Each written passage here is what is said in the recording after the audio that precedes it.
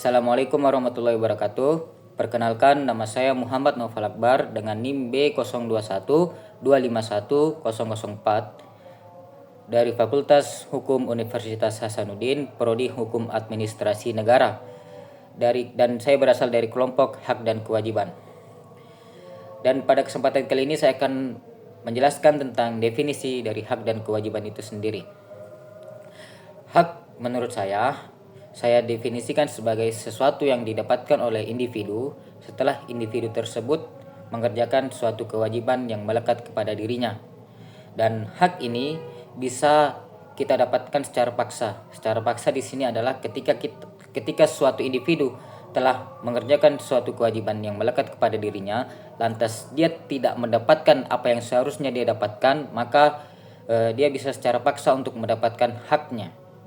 Dan kewajiban sendiri saya definisikan sebagai suatu yang harus dikerjakan oleh individu, dan jika tidak dikerjakan maka individu tersebut akan terkena sanksi yang sudah ditetapkan. Dan terakhir, menurut saya hak dan kewajiban sendiri itu memiliki keterkaitan. Ketika sudah menjalankan suatu kewajiban atau individu sudah menjalankan suatu kewajiban, maka secara tidak langsung atau secara langsung dia akan mendapatkan hak yang sudah ditetapkan untuknya. Dan dan sebaliknya, ketika sudah mendapatkan haknya atau individu sudah mendapatkan haknya, maka dia pasti sudah mengerjakan suatu kewajiban yang melekat kepada dirinya. Assalamualaikum warahmatullahi wabarakatuh. Perkenalkan, nama saya Cynthia Febri Ramawati dengan NIM H0412511008 dari Prodi Biologi.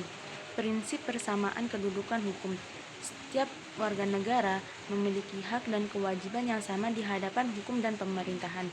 Prinsip ini menjamin bahwa setiap orang berhak atas pengakuan, jaminan, perlindungan, dan kepastian hukum yang adil. Perkenalkan, nama saya Teguh Paniro Silitonga dengan program studi Sistem Informasi dengan NIM H0712511017. Sekarang saya akan menjelaskan tentang salah satu hak warga negara, yaitu hak atas pekerjaan dan penghidupan yang layak. Dalam Undang-Undang Dasar Negara Republik Indonesia tahun 1945, negara secara tegas menjamin hak setiap warga negara untuk memperoleh pekerjaan dan penghidupan yang layak. Ketentuan ini tercantum dalam pasal 27 ayat 2 Undang-Undang Dasar tahun 1945, di mana pasal ini berbunyi, setiap warga negara berhak atas pekerjaan dan penghidupan yang layak bagi kemanusiaan.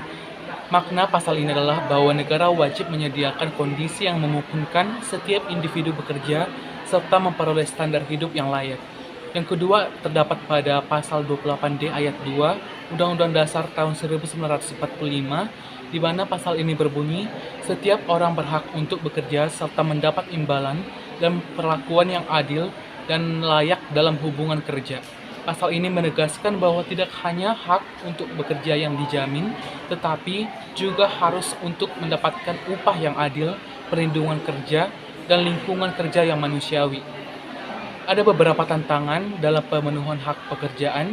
Yang pertama itu tingkat pengangguran, terutama pada usia muda. Yang kedua, kesenjangan upah antara daerah dan sektor. Dan ketiga, tingginya tenaga kerja informal yang belum terlindungi hukum. Dan yang keempat, perubahan teknologi menggeser jenis pekerjaan. Dan yang terakhir, masih adanya diskriminasi gender dalam dunia kerja. Hak atas pekerjaan dan penghidupan yang layak bukan sekedar amanat konstitusi, tetapi merupakan wujud penghormatan terhadap martabat manusia. Pemenuhan hak ini membutuhkan sinergi antara pemerintah, pelaku usaha, dan masyarakat agar setiap warga negara dapat bekerja, berkembang, dan hidup dengan bermartabat. Assalamualaikum warahmatullahi wabarakatuh. Perkenalkan, nama saya Zaki Naufal dari kelompok Hak dan Kewajiban Warga Negara dengan NIM B0212511015 dari Prodi Hukum Administrasi Negara. Nah, apa itu kewajiban menjunjung hukum dan pemerintahan? Nah, kewajiban menjunjung hukum dan pemerintahan, warga negara memiliki kewajiban untuk menjunjung hukum dan pemerintahan tanpa pengecualian berdasarkan pasal 27 ayat 1 Undang-Undang Dasar 1945.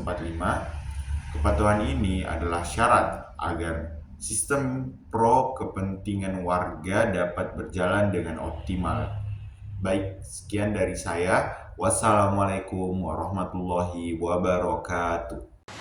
Perkenalkan, nama saya Ismiranda, NIM H0412510009 dari Prodi Biologi. Kewajiban dan hak dalam pembelaan negara. Warga negara memiliki hak dan kewajiban untuk ikut serta dalam pembelaan negara sebagaimana diatur dalam pasal 27 ayat 3 dan pasal 30 ayat 1 pada Undang-Undang Dasar 1945. Nah, pembelaan negara tidak hanya berarti ikut serta dalam militer, tetapi juga diwujudkan melalui sikap dan tindakan sederhana, seperti cinta tanah air, taat hukum, dan menjaga persatuan. Nah, kemudian bentuk pembelaan negara dapat berupa yang pertama itu ikut serta dalam kegiatan pertahanan keamanan sesuai dengan kemampuan. Kemudian ada berkontribusi melalui profesi masing-masing, misalnya tenaga kesehatan, guru, dan aparat. Nah, kemudian ada menjaga ketertiban, persatuan, dan tidak menyebarkan hoaks yang dapat merusak keamanan nasional.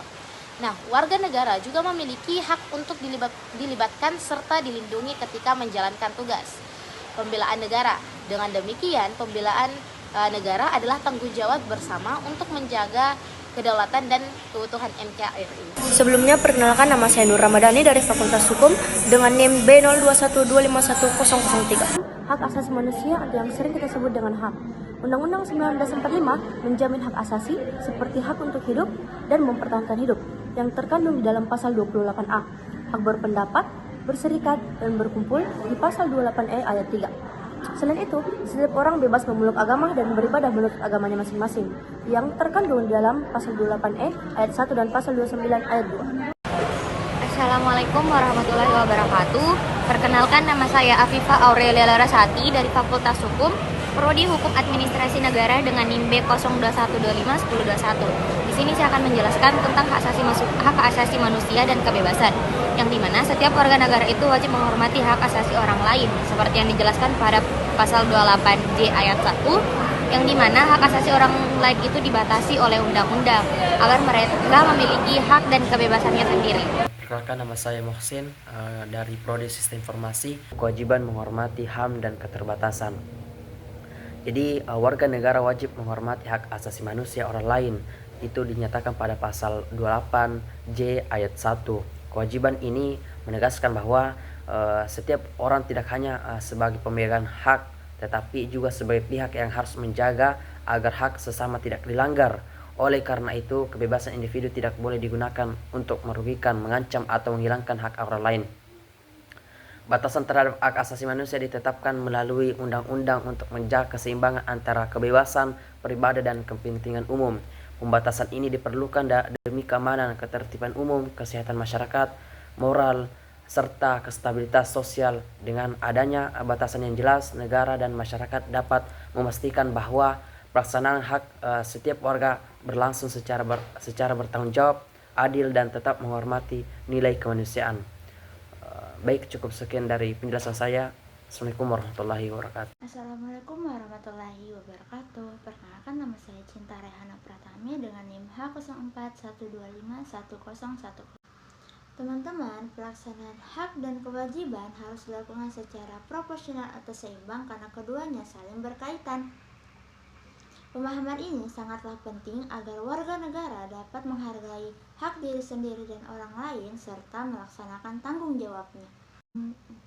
Hak terwujud manakala rezim berkuasa menegakkan demokrasi, sementara kewajiban menjamin sistem berjalan optimal.